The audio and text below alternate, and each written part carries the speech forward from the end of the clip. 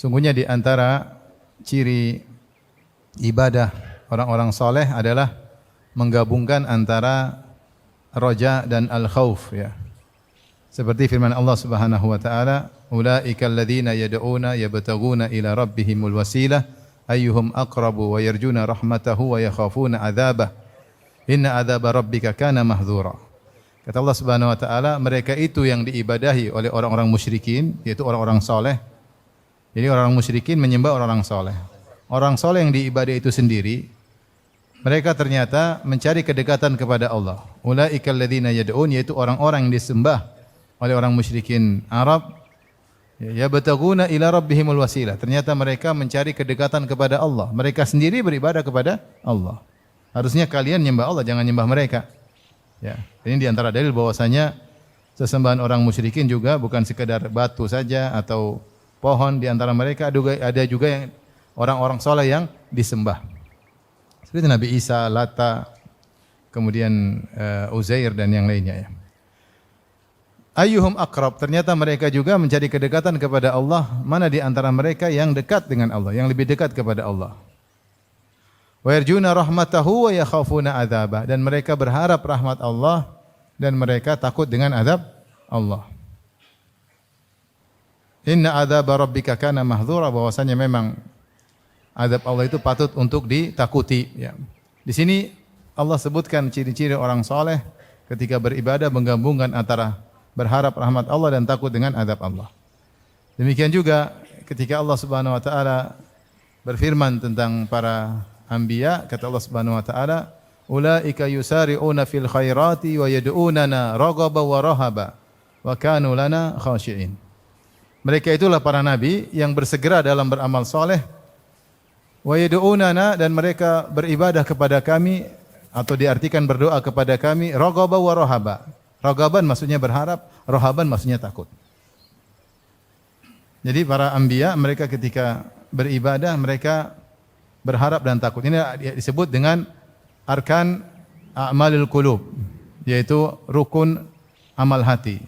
Bahwasanya seorang kalau beribadah dia hendaknya menggabungkan antara berharap dengan takut.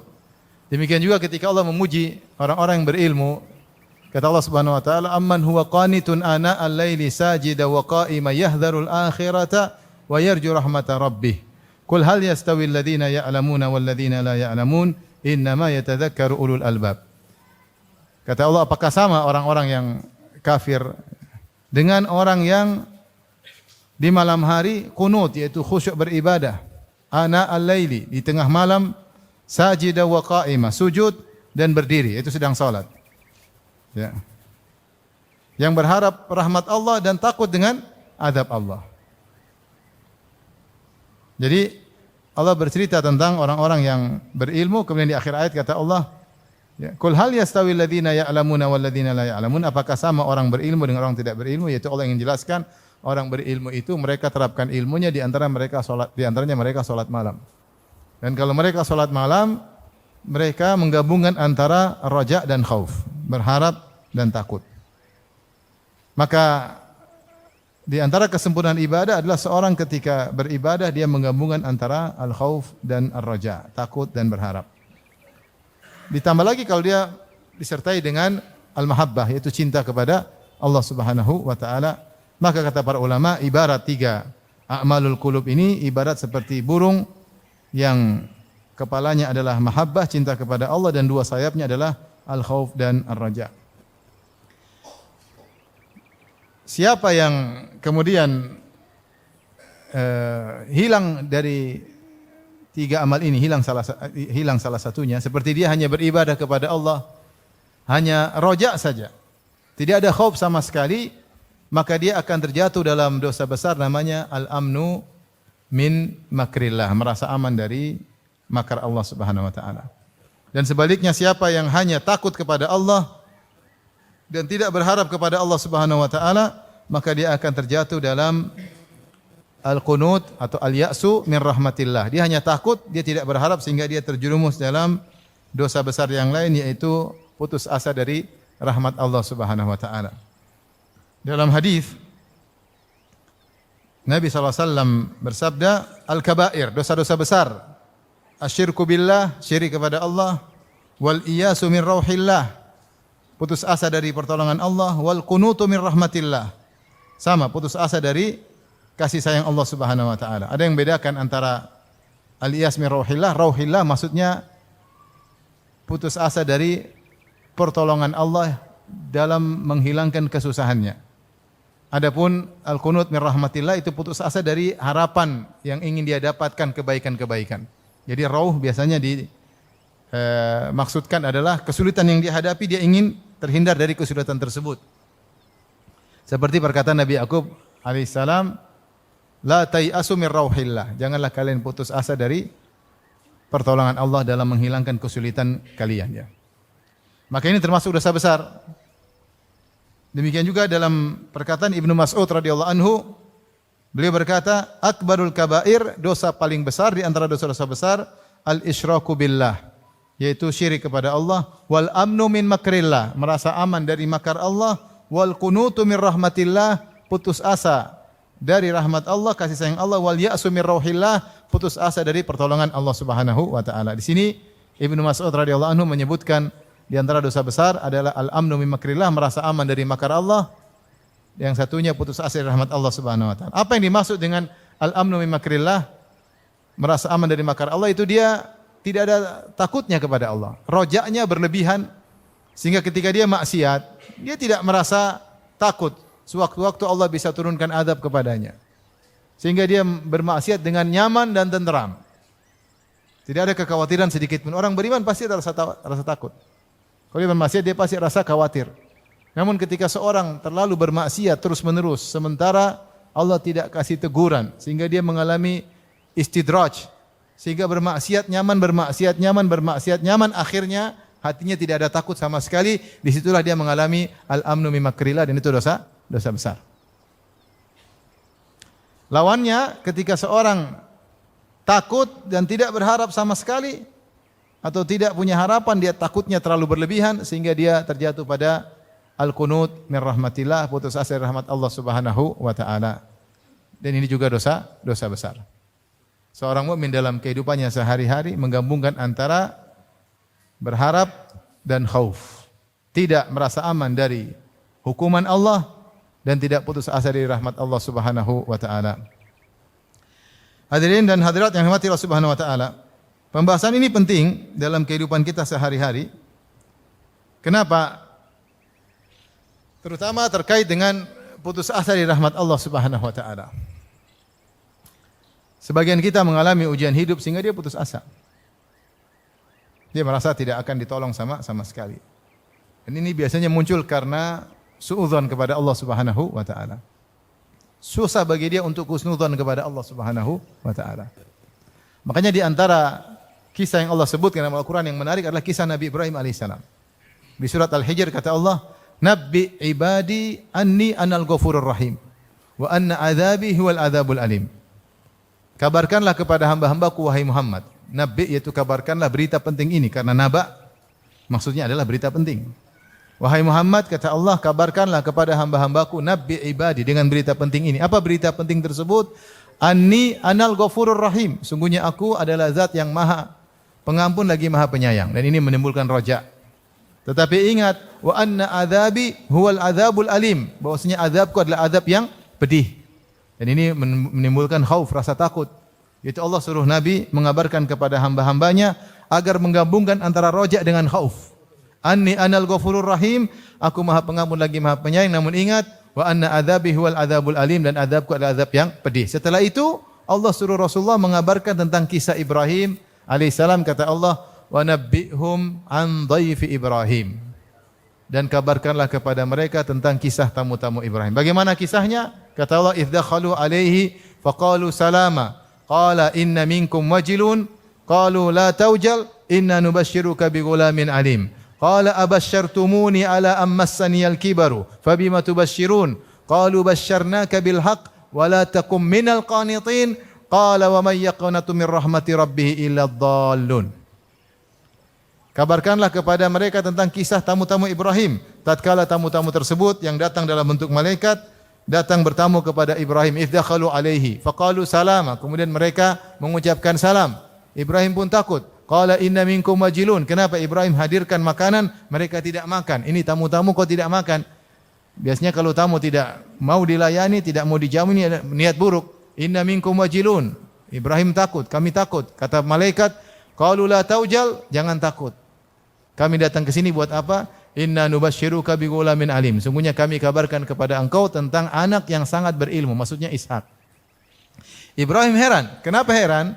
Karena Ibrahim ketika itu umurnya sudah hampir 100 tahun. Dan istrinya Sarah dikatakan umurnya sudah 90 tahun. Dan istrinya ketika masih muda saja mandul, apalagi sudah tua. Makanya dalam ayat yang lain dia berkata ajuzun akim, saya sudah tua, lagi mandul. Muda saja kalau mandul enggak bisa punya anak, apalagi tua. Ya. Ya. Dalam ayat yang lain, ya wailata a'alidu wa ana ajuzu wa hadha ba'li syaikha. Inna hadha la syai'un ajib.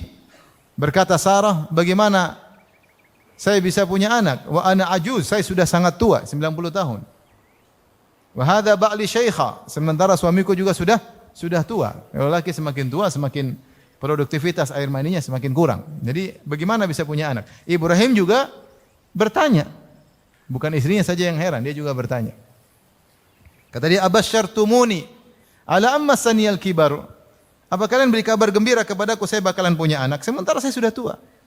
Masaniyal kibar itu tua sudah mengenaiku, benar-benar aku sudah tua. Fabima tubasyirun? Bagaimana caranya kabar gembira tersebut? Kata para malaikat, qalu basyarnaka bil haqq. Kami beri kabar gembira kepada engkau dengan kebenaran. Fala takum minal qanitin. Maka janganlah kau termasuk orang-orang yang berputus asa. Apa jawaban Ibrahim alaihissalam?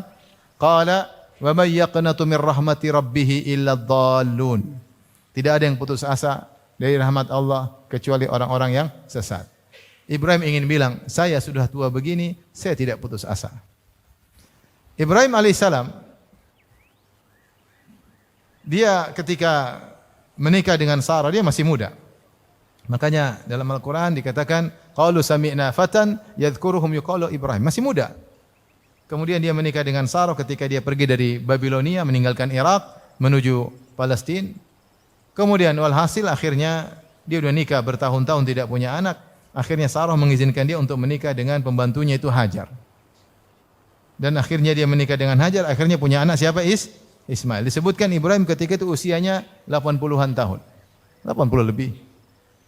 Kemudian akhirnya Sarah cemburu, akhirnya Ibrahim bawa Hajar dan putranya Ismail ke Mekah. Dengan hikmah dari Allah Subhanahu wa taala. Setelah itu 13 tahun kemudian atau lebih dari belasan tahun kemudian Sarah punya anak. Tetapi selama Ibrahim nikah dengan Sarah, ternyata Ibrahim tidak pernah putus asa. Dia tetap berharap suatu saat akan dikasih anak oleh Allah lewat Sarah. Karena Sarah ini wanita soleha yang menemani dia dalam keimanan. Bukankah ketika Ibrahim lewat Mesir dia berkata, wahai Sarah, kalau saya ditanya siapa engkau, saya akan berkata hadhi ukhti. Engkau adalah saudariku. Kenapa? Saya tidak mengetahui di atas bumi ini seorang mukmin kecuali saya dan engkau saja. Subhanallah. Teman bersafar, teman berdakwah. Maka dia ingin punya anak dari Sarah. Meskipun istrinya mandul, ketika masih muda sudah mandul, sekarang sudah tua 90-an. Ibrahim juga sudah hampir 100 tahun. Tetap dia tidak putus asa. Makanya dia ketika bertanya, Fabima tubasyirun, bagaimana caranya punya anak? Itu bagaimana? Kalian mengabarkan aku akan punya anak. Dia bukan mengingkari Qudratullah, tetapi dia ingin tahu gimana. Ya. Makanya para malaikat berkata, ya, basyarnaka bil haqq fala takum minal qanitin. Jangan kau putus asa wahai Ibrahim. Kata Ibrahim, saya enggak putus asa. Wa may yaqnatu min rahmati rabbi illa dhalun. Karena yang putus asa itu orang sesat. Jadi ternyata Ibrahim puluhan tahun tidak pernah putus asa. Tetap ada harapan darinya bahwasanya dia masih mungkin punya anak dari siapa? Sarah. Padahal istrinya sudah tua, mandul, dan dia masih husnudzon kepada Allah. Ini menakjubkan sifat Ibrahim alaihissalam. Kita kalau di posisi Ibrahim sudah putus asa dari dulu-dulu. Subhanallah, dia bilang saya tidak pernah putus asa. Yang putus asa itu orang sesat, saya enggak. Saya enggak. Jadi ini menakjubkan bahwasanya ya, Meskipun waktu yang lama, ya, Ibrahim tidak pernah putus asa dari kasih sayang Allah Subhanahu wa taala. Mungkin suatu saat Allah akan kasih anak. Cepat atau lambat, dia senantiasa husnudzon kepada Allah Subhanahu wa taala.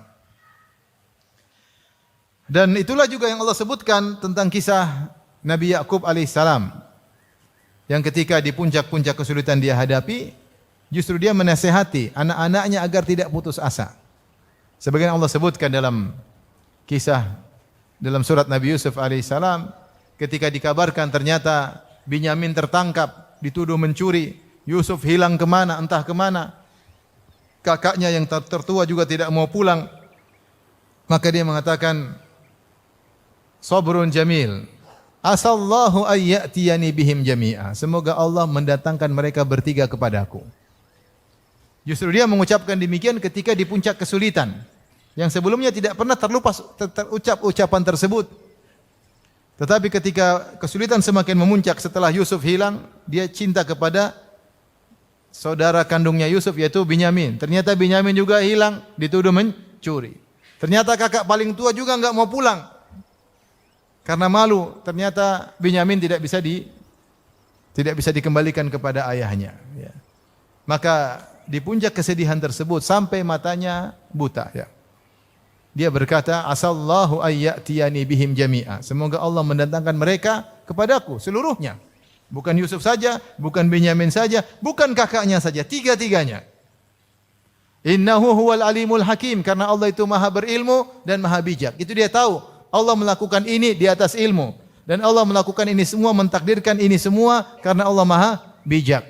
Kata Allah, wa tawalla anhum wa qala ya asafa ala Yusuf wa biyaddat aynahu minal huzni fahuwa kadhim. Maka dia pun berpaling dari anak-anaknya yang lain. Ya. Kemudian dia ingat lagi Yusuf. Kemudian wa biyaddat aynah, kemudian matanya menjadi putih, yaitu buta, tidak bisa lagi melihat karena saking sedihnya. Kemudian anak-anaknya mencela dia. Qalu tallahi tadhkuru Yusuf hatta tadhkuru Yusuf hatta takuna haradan aw takuna minal halikin. Wahai ayah, engkau ingat Yusuf lagi sampai mau mati, sampai sakit parah. Qala innama ashku bathi wa huzni ila Allah. Aku hanya mengadukan kesedihanku hanya kepada Allah. Wa ana a'lamu minallahi ma la ta'lamun. Aku tahu apa yang kalian tidak ketahui. Kemudian dia berkata, ya bani yadhhabu, wahai putra-putraku, pergilah. Fatahassasu mi Yusuf wa akhi wa la tayasu. Carilah kabar-kabar tentang Yusuf. Sudah berapa lama berpisah dengan Yusuf? Khilaf di kalangan para ahli tafsir. Ada yang mengatakan 15 tahun, ada yang mengatakan 40 tahun. Sudah terpisah, tapi dia tidak putus asa. Dia mengatakan, fatahassasu min Yusuf wa akhi, cari kabar tentang Yusuf dan Binyamin. Adapun kakaknya jelas, kakaknya ada cuma enggak mau pulang. Fatahassasu min Yusuf wa akhi wa la tayasu min rauhillah, dan jangan pernah putus asa dari pertolongan Allah. Ini sebenarnya mengatakan rauh artinya pertolongan Allah karena kesempitan yang dihadapi. Innahu la yayasu min rauhillah illal qaumul kafirun. Sungguhnya tidak ada yang putus asa dari rahmat Allah kecuali orang-orang kafir. Maka ini adalah contoh yang Allah sebutkan dalam Al-Quran, bagaimana seorang dalam kondisi apapun tetap husnudzon kepada Allah Subhanahu wa taala. Dan seorang mukmin hendaknya demikian, tidak suudzon kepada Allah Subhanahu wa taala. Namun saya katakan sulit bagi seorang untuk berhusnudzon kalau dia bergelimang kemaksiatan, sulit. Dan ini dijelaskan oleh Ibnu Qayyim dalam kitabnya Ad-Da' wad-Dawa atau Al-Jawabul Kafi. Semakin seorang bermaksiat, hatinya semakin hitam, dia susah untuk husnudzon, dia senantiasa bersuudzon. Dan semakin sulit ketika dia akan meninggal dunia. Makanya Rasulullah SAW bersabda, la yamutanna ahadukum illa wa huwa yuhsinu dhanna billahi azza wa jalla. Janganlah salah seorang dari kalian meninggal dunia kecuali dia berbaik sangka kepada Allah. Namun tidak mudah, tidak semudah yang dibayangkan. Kalau dia senantiasa bermaksiat, agak sulit dia husnudzan, seringnya suudzan. Makanya orang yang biasanya putus asa, bisa jadi hubungannya dengan Allah kurang baik, sehingga dia suudzan. Kayaknya tidak bakalan ditolong oleh Allah Subhanahu wa taala. Kayaknya beginilah nasib saya sampai selesai. Tidak ada harapan kepada Allah Subhanahu wa taala. Tapi orang beriman dia pasti punya harapan, pasti ada hikmahnya. Pasti ada pertolongan cepat atau lambat. Allah yang lebih tahu kapan Allah kasih pertolongan. Bagaimana Yakub alaihissalam 40 tahun tetap husnudzan kepada Allah. Bagaimana Ibrahim 60 tahun mungkin 70 tahun tetap berhusnudzan bakalan punya anak dari Sarah. Wa ana inda dhanni abdi, kata Allah Subhanahu wa taala, ana inda dhanni abdi bi, aku berdasarkan persangkaan hambaku kepadaku. Falyadhunna bi abdi ma syaa. Hendaknya hambaku berprasangka kepadaku dengan yang dia sukai. In dhanna khairan falahu, kalau dia berprasangka baik bagi dia kebaikan, wa in dhanna syarran falahu, kalau dia berprasangka buruk baginya keburukan. Maka nasihat untuk saya pribadi dan hadirin hadirat, jangan putus asa. Jangan berburuk sangka kepada Allah, berbaik sangka aja. Ada orang anaknya nakal, dia putus asa, kayaknya nggak bisa baik lagi nih. Jangan putus asa. Taruhlah nanti dia meninggal dalam kondisi bejat, tetapi kau berbaik sangka, berharap kebaikan, itu ibadah. Engkau mengharapkan rahmat Allah, meskipun tidak terkabulkan tetap adalah ibadah. Tetapi kalau kau putus asa, ternyata anakmu baik, kau sudah berdosa. Karena kau sejak awal putus asa. Masalah hasil urus serahkan kepada Allah, lebih tahu. Tetapi kita husnudzan. Apa susahnya bagi Allah memberi hidayah kepada anak saya? Apa susahnya? Tidak ada susahnya. Tetap aja berbaik sangka. Mungkin belum saatnya. Allah pilih saat yang tepat agar diperbaiki oleh Allah Subhanahu wa taala. Ya. Makanya Nabi Yakub mengatakan innahu huwal alimul hakim. Ketika dia sedih luar biasa, ketika dia menangis sampai matanya buta, dia mengatakan innahu huwal alimul hakim. Sungguhnya Allah Maha berilmu dan Maha bijak. Dan ternyata Allah Subhanahu wa taala memang mempertemukannya setelah Nabi Yusuf menjadi bangsawan. Kalau hilang siang hari, sore sudah balik, Yusuf enggak jadi apa-apa. Jadi apa? Enggak, cuma pulang ke rumah bapaknya, selesai, paham? Tapi ternyata hilang 40 tahun tadi ada hikmahnya. Akan dijadikan bangsawan oleh siapa? Allah Subhanahu wa taala. Ibrahim alaihissalam ingin punya anak dari Sarah. Allah tidak kasih. Kalau kasih langsung, problem. Saya sering sampaikan hal ini. Coba kalau Ibrahim nikah dengan Sarah, langsung punya anak, Ibrahim tidak bakalan nikah dengan Hajar. Mana mau Sarah kasih Hajar sama Ibrahim kalau dia punya anak? Kenapa Sarah kasih Hajar kepada Ibrahim? Karena dia kasihan sama suaminya, pingin suaminya punya anak. Sehingga akhirnya punya anak dari Hajar, Ismail. Kemudian Sarah cemburu. Kemudian Hajar dan Ismail dibawa kemana? Ke Mekah. Akhirnya lahir Quraisy. Akhirnya lahir Nabi Muhammad SAW. Kalau sejak awal Sarah punya anak, tidak ada Zamzam Tower. Kenapa enggak akan ada Nabi Muhammad SAW? Jadi ada waktunya Allah kabulkan di saat yang tepat, yang lebih bermanfaat bagi sang hamba. Maksud saya, bagaimana Ibrahim alaihissalam husnudzon puluhan tahun. Ketika dikatakan oleh malaikat, "Fala takum minal qanitin," jangan kau putus asa. Kata Ibrahim, siapa yang putus asa? Wa may yaqnatu min rahmati rabbi ila dhalun. Tidak ada yang putus asa kecuali orang sesat. Saya bukan orang sesat. Saya tidak pernah putus asa.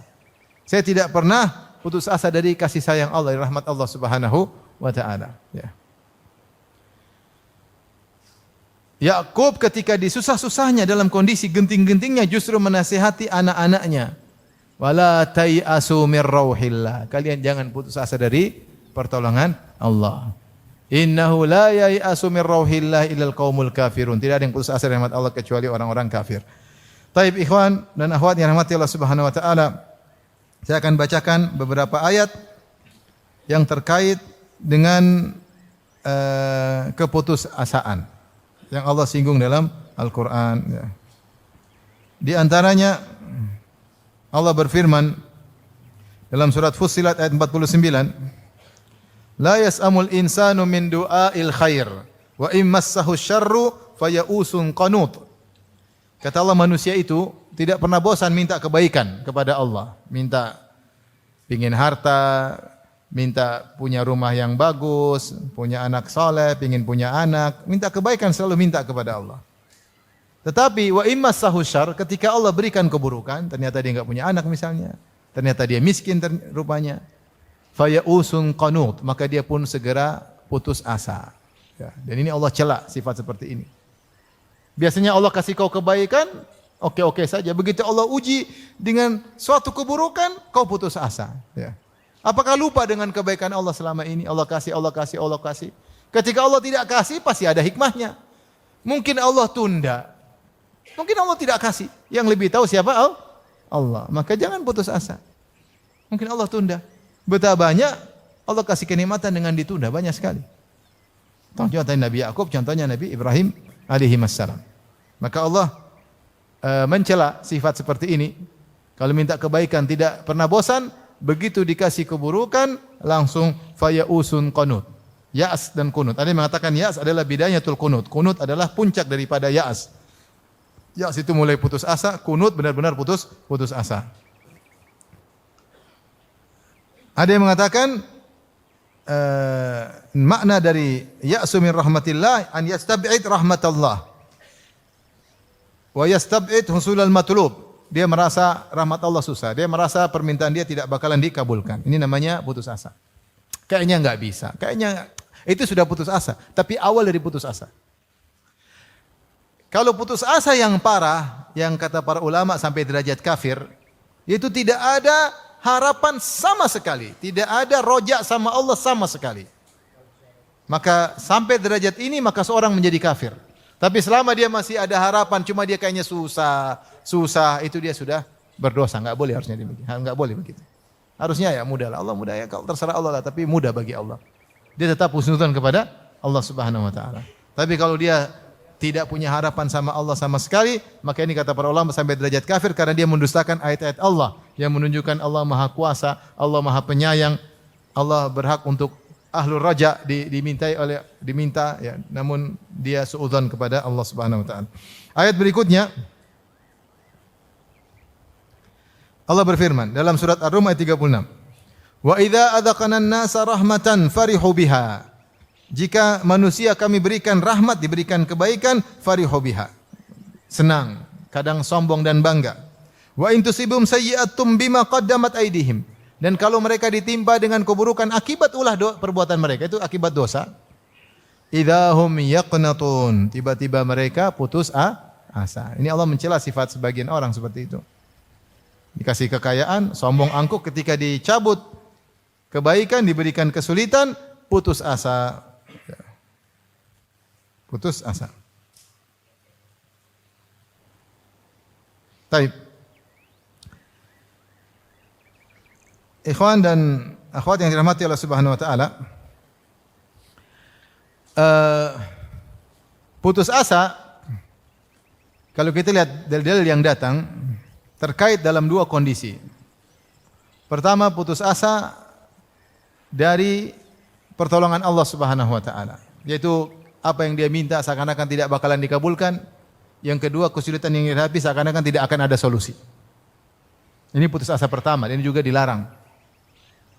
Putus asa kedua, saya ulangi, putus asa yang pertama adalah terkait dengan pertolongan Allah, yaitu putus asa dari permohonan dia seakan-akan permohonannya tidak bakalan dikabulkan, dia putus asa. Atau kesulitan yang dia hadapi seakan-akan tidak akan pernah ada solusinya, dia putus asa. Ini tercela. Putus asa yang kedua adalah terkait dengan taubat dari dosa yang dia lakukan. Yaitu dia merasa bahwasanya tobatnya tidak akan diterima. Percuma dia bertobat, tidak akan diterima. Karena terlalu parah dosa-dosanya. Maka ketika dia putus asa seperti ini, dia terjerumus dalam dosa besar. Ini dua model putus asa yang mungkin menimpa seorang hamba. Model yang pertama, putus asa bahwasanya permintaan kita tidak bakalan dikabulkan. Ini kadang menimpa kita. Atau menimpa sebagian kita. Maka saya pribadi, jangan pernah suudzon sama Allah. Apapun yang kita minta aja. Dan tetap husnudzon kepada Allah. Tidak ada susahnya bagi Allah mengabulkan permintaan kita. Dan kita bilang, kalau Allah tidak kabulkan dunia, Allah akan kabulkan di akhirat. Allah akan kabulkan, pasti Allah kabulkan. Datang dalam hadis, siapa yang berdoa dengan suatu doa, laisa fihi itsmun wala qati'ah, selama doanya tidak terkait dengan dosa dan tidak memutuskan silaturahmi. Yaitu misalnya dia berdoa, ya Allah, jauhkan aku dengan kakakku. Itu namanya doa untuk memutuskan silaturahmi. Ya Allah, semoga anakku cepat mati. Ini namanya dosa memutuskan apa? Silaturahmi. Atau doa terkait dosa, ya Allah mudahkan aku untuk maksiat misalnya. Mudahkan aku untuk minum khamar. Ini doa minta dosa. Selama doanya tidak terkait dengan qati'atur rahim dan dosa, maka akan Allah kabulkan dengan salah satu dari 3 model pengkabulan. Yang pertama, dikabulkan di dunia, cepat atau lambat. Bisa cepat, bisa lambat. Bisa tertunda sampai puluhan tahun. Bisa atau tidak? Bisa. Tadi Nabi Ibrahim puluhan tahun, Nabi Yakub puluhan tahun. Terserah Allah, Allah yang lebih tahu. Tapi akan dikabulkan. Kalau tidak dikabulkan di dunia, akan dikabulkan di akhirat. Dan dikabulkan di akhirat lebih afdal. Karena diganti dengan kenikmatan surga. Dan kenikmatan surga tidak ada bandingnya dengan kenikmatan dunia. Tapi kalau kita disuruh pilih, kita pasti pilih dikabulkan di dunia. Iya enggak? Iya tidak? Kalau ada pilihan, dikabulkan di dunia atau di akhirat? Di dunia lah. Di akhirat urusan lain. Padahal di akhirat kalau dikabulkan di akhirat pasti lebih afdal. Yang ketiga, au yusrafa anhu minasu'i mithluhu, atau dipalingkan darinya keburukan yang semisal apa yang dia minta. Dijauhkan darinya keburukan-keburukan. Dalam sebagian riwayat disebut oleh Ibnu Rajab Al-Hambali, atau diampuni dosa-dosanya, maka tidak ada ruginya kita berdoa dan senantiasa husnudzon ketika Allah mentakdirkan kita untuk berdoa, berarti Allah sayang sama kita. Buktinya kita masih terpanggil untuk apa? Berdoa. Banyak orang sudah tidak berdoa, malas. Maka ini jangan putus asa. Siapa yang putus asa bahwasanya permohonannya tidak bakalan dikabulkan, enggak minta gini, Allah mana mau kasih saya. Ini sudah dosa. Meskipun nanti dikabulkan, perasaan dia seperti itu sudah dosa tersendiri. Atau kesulitan dia hadapi, enggak akan ada solusi. Ini juga suudzon. Ya, solusi mungkin datang cepat atau kita enggak tahu. Kita menghadapi ujian-ujian ternyata sekian tahun baru keluar solusinya, kita enggak tahu. Dan Allah pilihkan solusi yang paling tepat di waktu yang paling apa? Tepat. Kita enggak tahu. Kita ini mana tahu kemaslahatan diri kita. Yang lebih tahu kemaslahatan diri kita adalah Allah, bukan kita. Banyak kesenangan yang kita sukai ternyata mudarat bagi kita enggak tahu. Berdoa, ya Allah kayakan aku, enggak dikasih kaya-kaya. Karena kalau kaya enggak mau ngaji lagi. Ya Allah lunasi hutangku, enggak pernah dilunasin sama Allah. Nanti 20 tahun lagi baru dilunasin. Kenapa? Kalau dilunasin enggak pernah sholat malam lagi. Allah yang lebih tahu. Ya, Allah yang lebih tahu. Enggak tahu fitnahnya harta, fitnahnya dunia, fitnahnya luar biasa, fitnah luar biasa. Taib. Oleh karena kita waspada, jangan sampai kita suudzon sama Allah. Kapan kita timbul suudzon, kita tepis. Apa susahnya? Allah buat saya berdoa, berarti Allah sayang sama saya. Allah buat saya berharap sama Allah, ibadah, berarti Allah menghendaki saya beribadah kepada Allah. Tidaklah Allah menggerakkan hatiku kecuali Allah ingin mengabulkan. Tapi kabulkannya kapan? Terserah Allah Subhanahu wa taala. Di dunia, di akhirat, terserah Allah Subhanahu wa taala. Tapi jangan pernah suudzon. Tinggal berdoa terus. Taib. Putus asa yang kedua, putus asa dari ampunan Allah Subhanahu wa taala. Dan tentunya ini adalah bentuk ya mengingkari nama Allah Al-Ghafur Ar-Rahim. Allah menamakan dirinya Al-Ghafurur Rahim, Maha Pengampun lagi Maha Penyayang. Dan dosa sebesar apapun jika seorang bertobat pasti diterima oleh Allah Subhanahu wa taala. Makanya Allah mengatakan, dan ini di salah satu ayat disebut arja ayatin fi kitabillah, ayat yang paling memberi harapan kepada seorang hamba, kepada pendosa. Kata Allah di surat Az-Zumar, "Qul ya ibadiyalladzina asrafu ala anfusihim la taqnatu mir rahmatillah, innallaha yaghfirudz dzunuba jami'an, innahu huwal ghafurur rahim." Kata Allah Subhanahu wa taala, katakanlah, "Qul ya ibadi," katakanlah siapa wahai Muhammad? Katakanlah kepada hamba-hambaku, dalam surat Az-Zumar 53, "Qul ya ibadi." Katakanlah, siapa yang disuruh diperintahkan? Nabi. Qul maksudnya ya Rasulullah sampaikanlah. Qul ya ibadiyalladzina asrafu. Ini nidaun ilahi. Wahai hamba-hambaku yang melampaui batas dalam maksiat.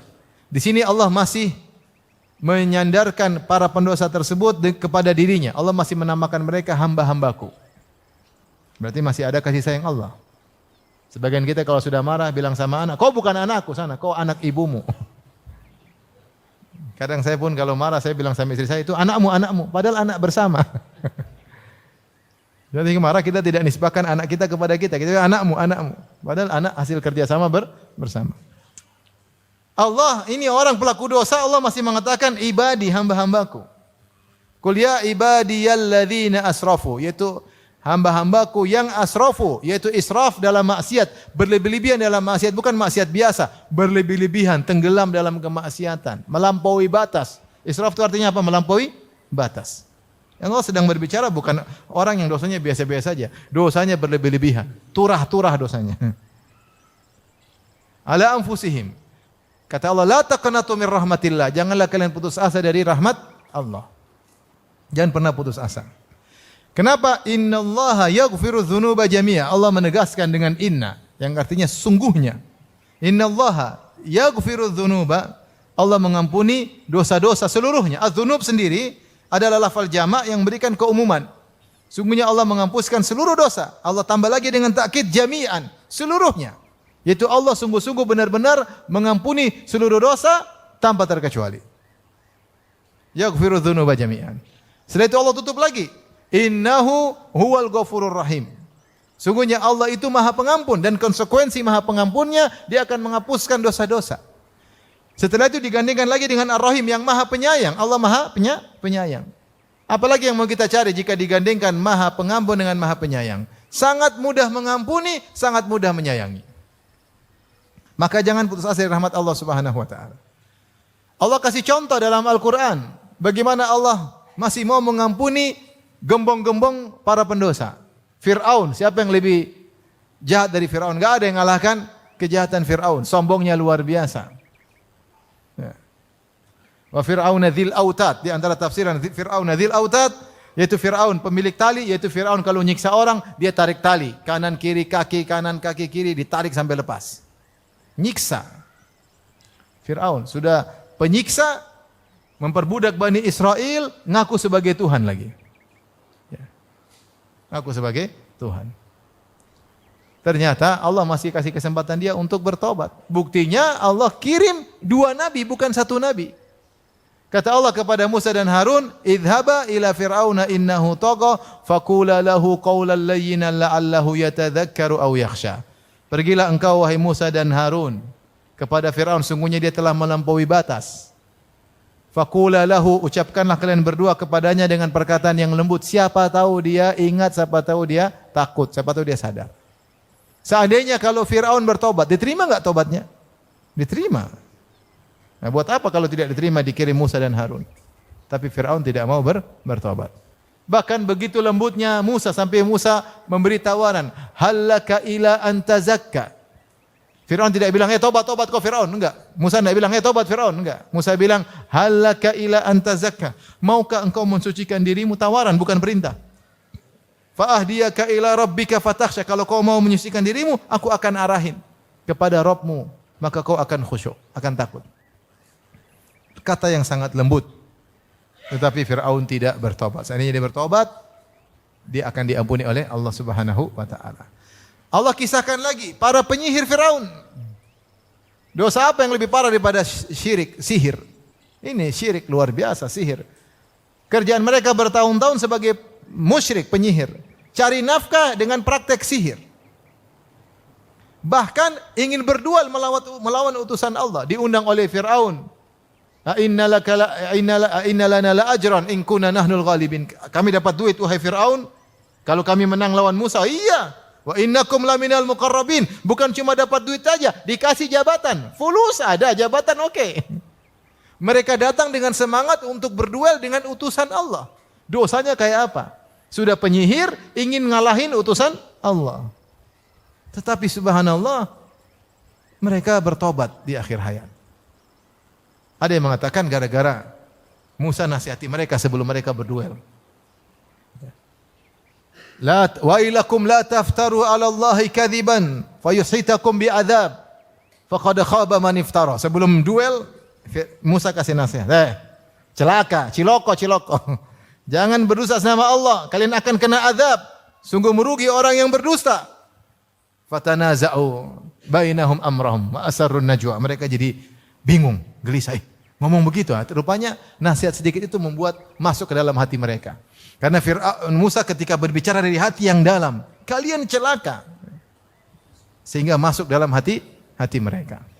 Akhirnya ketika duel, mereka lihat mukjizat Nabi Musa, akhirnya mereka pun masuk Islam. Fa ulqiyas saharatu sujada, mereka pun sujud. Ketika mereka sujud, akhirnya Fir'aun bunuh mereka, salib mereka, kemudian mereka masuk surga. Subhanallah, Islam cuma sebentar. Puluhan tahun dalam kesyirikan, beriman cuma sebentar, meninggal masuk surga. Allah Maha Pengampun lagi Maha Penyayang. Siapa lagi Allah sebutkan tentang orang-orang ashabul ukhdud? Allah berfirman, innal ladzina fatanul mu'minina wal mu'minati tsumma lam yatubu falahum adzabu jahannam wa lahum adzabul harib. Sungguhnya orang-orang yang membakar kaum mukmin, fatanus ini maksudnya membakar. Membakar kaum mukminin, membakar kaum mukminat. Mereka kumpulkan, ada yang mengatakan ribuan orang. Tidak mau beriman kepada sang raja, maka dibakar hidup-hidup. Ini kejahatan kayak apa seperti ini? Kemudian mereka syuhud, qu'ud, ketika mereka bakar, mereka saksikan, mereka nongkrong menikmati siksaan tersebut. Ini luar biasa. Jadi bukan sekedar bakar, mereka nonton, mereka nikmati pembakaran tersebut. Kira-kira kalau ada zaman sekarang ada seorang misalnya membakar ulama, kira-kira kita bilang apa? Wah, enggak bakalan diampuni. Ini bukan satu orang yang dia bakar, ribuan. Ternyata Allah masih kasih kesempatan untuk bertobat. Kata Allah Subhanahu wa taala, "Tsumma lam yatubu." Sungguhnya orang-orang yang telah membakar kaum minat kemudian tidak bertobat, maka bagi mereka adab yang pedih dan adab yang membakar. Maksudnya kalau mereka bertobat berarti mereka tidak diazab. Qatalu awliya Allah, mereka telah membunuh wali-wali Allah, kemudian Allah masih memberi kesempatan mereka untuk bertobat. Jadi Allah kasih gambaran tentang orang yang paling bejat seperti Fir'aun, orang yang paling dahsyat siksaannya seperti raja-raja tersebut, ternyata masih dikasih kesempatan untuk bertobat, menunjukkan bahwasanya Allah Maha Pengampun lagi Maha Penyayang. Rasulullah juga kasih contoh tentang pembunuh 100 nyawa. Setelah dia membunuh 99 nyawa, dia mencari a'lamu ahlil ard, mana orang paling berilmu di atas muka bumi. Qadarullah dia mendapati orang yang rajin ibadah, bukan berilmu. Dapat orang rajin ibadah, dia tanya, wahai ahli ibadah, saya sudah bunuh 99 orang. Apakah Allah masih bisa menerima tobatku? Ahli ibadah enggak punya ilmu, dia berfatwa pakai perasaan. Kayak kamu ini gimana mau diampuni? Enggak bisa diampuni. Maka dia berfatwa pakai perasaan, bukan pakai ilmu. Maka dipenggalah jadi 100. Setelah dia bunuh 100 orang, dia cari orang ahli ilmu. Dapatlah orang ahli ilmu tersebut, maka dia tanya, saya masih bisa bertobat? Maka ahli ilmu berjawab, siapa yang bisa menghalangi engkau dari taubat? Allah Subhanahu wa taala. Pergilah ke negeri yang lain. Tinggalkan negerimu. Fa innaha ardusu, itu negeri yang buruk. Pergilah ke negeri yang baik, beribadahlah kepada orang-orang soleh di sana. Maka dia pun berjalan menuju negeri yang baik. Dia belum beribadah. Di tengah jalan dia meninggal, tapi dia sudah bertobat, akhirnya dia masuk surga. Saya rasa ya, tidak ada di antara kita yang maksiatnya lebih daripada orang-orang ini. Kalau orang ini saja bisa diterima tobatnya, bagaimana dengan yang selainnya? Maka jangan pernah putus asa dari bertobat kepada Allah. Setan ingin kita putus asa. Maka di antara riwayat yang menarik, riwayat dari Hajjaj bin Yusuf Ats-Tsaqafi. Hajjaj bin Yusuf Ats-Tsaqafi terkenal kejam, membunuh.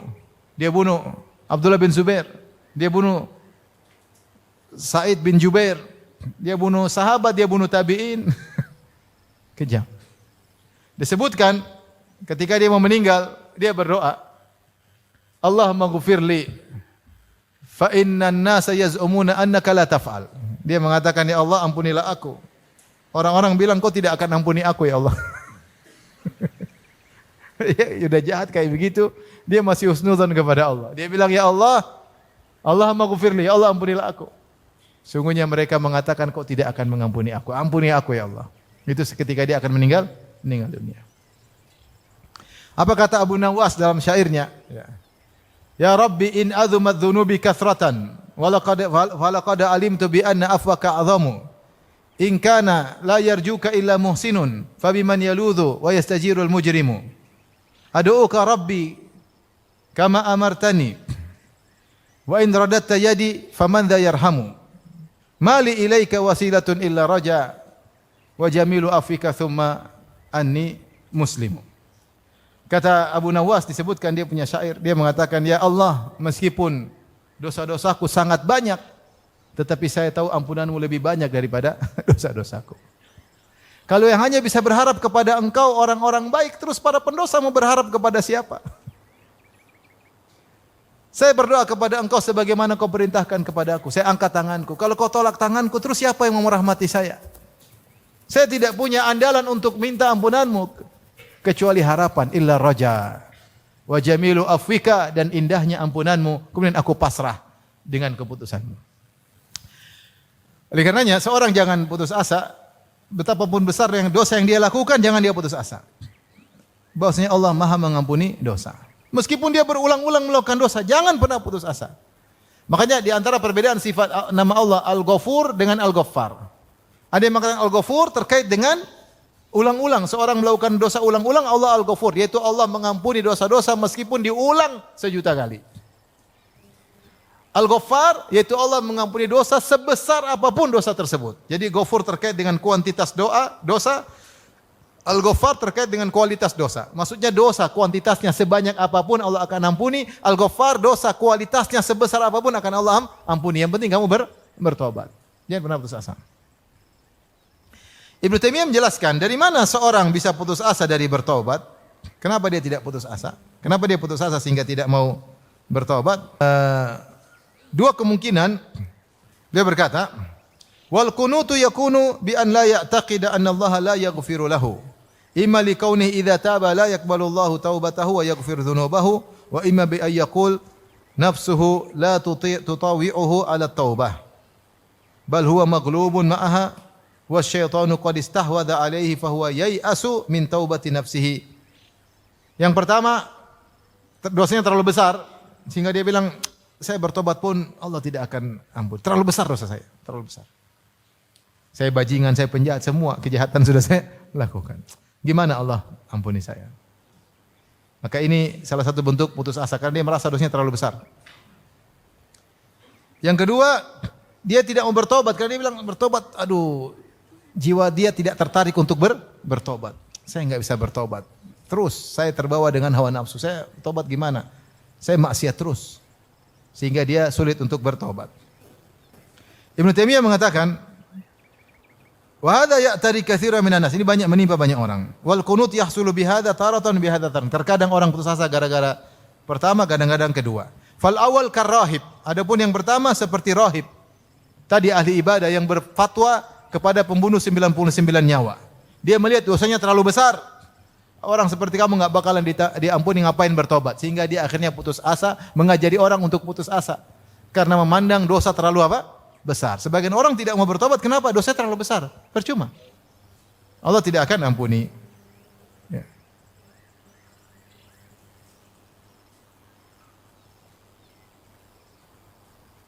Yang kedua tadi, ya, seperti orang yang ingin bertobat, tapi dia bilang, waduh, berat. Jiwa saya sulit untuk bertobat. Kenapa? Syarat tobat susah. Harus meninggalkan, saya enggak bakalan meninggalkan. Menyesal, kayaknya saya tidak menyesal, saya masih pingin lagi. Bertekad tidak mengulangi, saya masih pingin lagi. Sehingga dia tidak jadi tobat. Syaratnya tidak bisa saya penuhi. Syarat tobat terlalu berat. Nanti aja. Kalau saya laku tobat sekarang, enggak bakalan diampuni. Kenapa? Syaratnya tidak terpenuhi. Akhirnya dia tidak bertobat, putus asa, akhirnya meninggal dunia. Itu yang setan ingin. Seorang terkadang terjatuh yang pertama, terkadang jatuh yang kedua. Makanya di antara zikir yang kita berzikir sekaligus berdoa, kita berdoa, Rabbi ghufirli wa tub alayya innaka antat tawwabur rahim. Ya Allah, ampunilah aku wa tub alayya. Apa maknanya tub alayya? Maknanya, ya Allah, kalau aku bertobat terimalah tobatku, kalau aku belum bertobat ilhamkanlah aku untuk bertaubat. Wa tub alayya bisa dua makna. Wa tub alayya. Kadang kita susah untuk bertobat karena masih hobi dengan maksiat tersebut. riba mau keluar, aduh masih butuh gimana nanti aja lah. Cara tobat meninggalkan gimana sih mau meninggalkan? Nyaman ya di riba. Gaji banyak, bisa punya ini, bisa punya anu. Tidak mau tobat. Maka berdoa, Rabbi gufirli wa tub alayya innaka anta tawwabur rahim. Maka putus asa bisa datang dari salah satu dari dua model ini. Nah, orang seperti ini maka dia tinggal ingat baca bagaimana kisah Fir'aun Allah tawarkan tobat, bagaimana penyihir Fir'aun Allah tawarkan tobat, bagaimana para penyiksa pembakar orang-orang beriman, Ashabul Ukhdud Allah masih tawarkan tobat kepada mereka. Taib, di antara bentuk-bentuk al-qunut min rahmatillah selain yang kita sebutkan tadi, ya.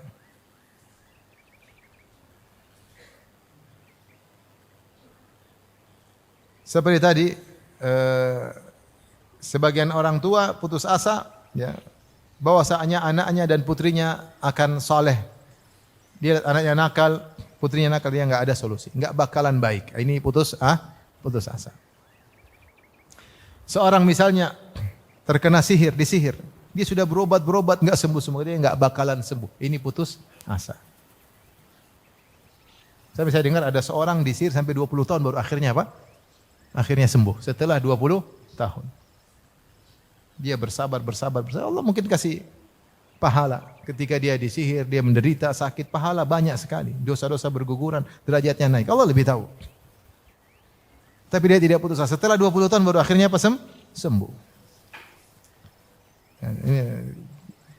Dan saya katakan, taruhlah tidak sembuh, taruhlah meninggal karena sakit, maka selama kita husnudzon kita dapat pahala. Dan keputusan Allah pasti yang terbaik. Siapa yang husnudzon kepada Allah, beramal soleh, pasti kesudahannya itu yang terbaik bagi dia.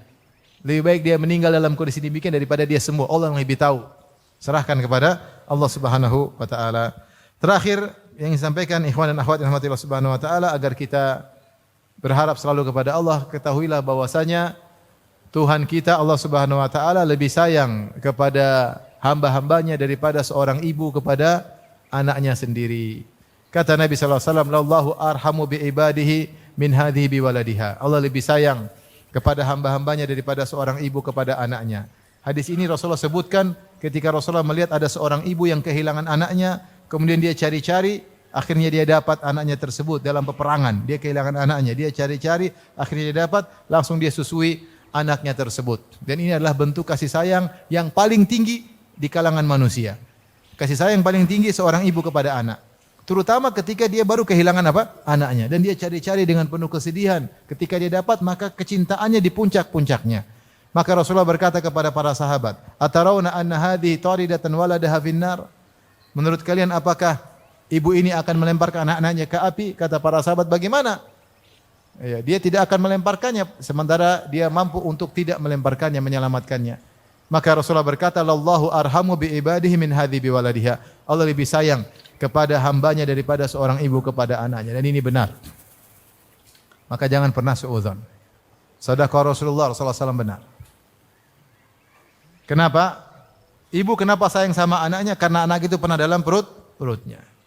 Pernah mengambil makanan dari perutnya. Anak itu pernah dia susui, anak itu pernah keluar dan dia bertarung dengan kematian ketika melahirkan anak tersebut. Tetapi Allah lebih sayang. Kenapa? Sang kreator, pembuat anak itu siapa? Allah. Ibu cuma tempat numpang. Yang bikin anak itu sebenarnya siapa sih? Allah. Dan sangat mungkin sang kreator menyayangi hasil apa? Kreasinya. Hasil ciptaannya. Tergantung kita bagaimana berprasangka baik kepada Allah Subhanahu wa taala. Alladzi khalaqaka fasawwaka fa'adalak. Fi ayyi suratin ma syaa rakkabak. Dia yang telah menciptakan engkau dan menyempurnakan bentukmu dan seimbangkan bentukmu. Fi ayyi suratin ma syaa rakkabak, dan dia menyusunmu dengan bentuk yang dia sukai. Allah al-Musawwir yang beri bentuk, Allah Khaliq yang mencipta. Kita ini semua ciptaan Allah, dan Allah lebih sayang kepada ciptaannya daripada seorang ibu kepada anaknya yang pernah numpang di perutnya. Kita dapati betapa banyak ibu yang tidak memaafkan anaknya. Banyak tidak? Banyak. Anaknya marah, diusir anaknya, jengkel sama, dendam sama anaknya. Allah kita maksiat berulang-ulang.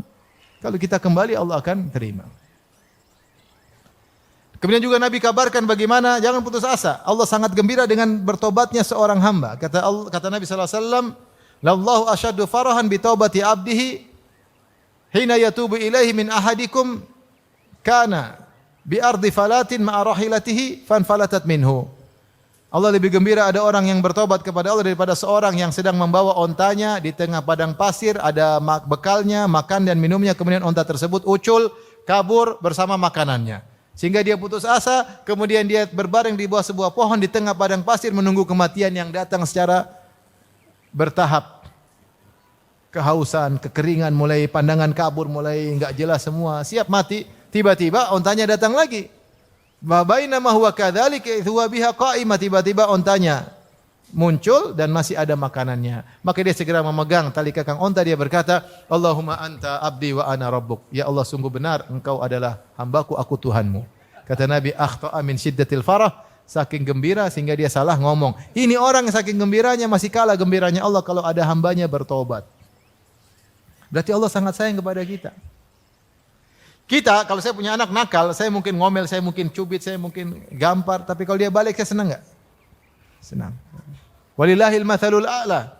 Perumpamaan bagi Allah lebih tinggi. Karena Allah lebih sayang kepada hambanya, maka kalau hambanya balik, Allah lebih gembira. Sederhananya demikian. Semakin kita sayang, kalau dia kembali sadar, semakin gembira enggak? Gembira. Dan karena Allah lebih sayang kepada hambanya, lebih daripada seorang ibu kepada anaknya, maka kalau ada orang bertobat, Allah sangat gembira. Oleh karena jangan putus asa. Kalau kita kembali kepada Allah, Allah senang. Ya.